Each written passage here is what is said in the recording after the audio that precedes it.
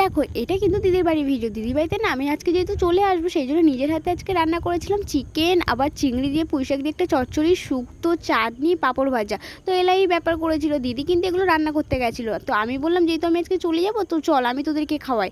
তো যাই হোক দিদি কিন্তু রান্না করতে দিচ্ছিল না, আমি কিন্তু জোর করেই করেছি। আর এই দেখো আজকে যেহেতু বাড়িতে চলে আসছিলাম সেই জন্য কিন্তু দেখো ও কিন্তু কতগুলো ফল কেটে এনে দিয়েছে, বলছে তোরা খা, খেয়ে তারপর বাড়ি যাবি। তো আমার দিদির ছেলে কিন্তু কাজ ছিল ওখানে, আমি একটু ওকে আদর করে কিন্তু বেরিয়ে পড়লাম আমরা। এই দেখো বড় ছেলেটা তো কথাই বলতে চাইছে না, ও তো খুবই কান্নাকাটি করছিল।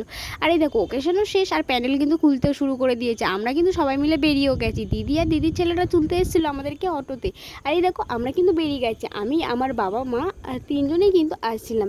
এই হচ্ছে আমার বাবা মা। আর আমরা আসার সময় না রাস্তায় দেখতে পেলাম চড়কের মেলা, মানে এখানে কিন্তু ঝাঁপ হচ্ছিল। চড়ক মানে তোমরা হয়তো অনেকেই জানো। এই দেখো ঝাঁপটা যেহেতু অটো চলছিল সেই জন্য ভালো করে ক্লিপসটা তুলতে পারিনি। আর এই দেখো বাড়িতে পৌঁছে কত না কষ্ট হয়েছে, বাড়িতে সঙ্গে সঙ্গে চলে এসে লস্যি খেয়ে নিলাম। টাটা।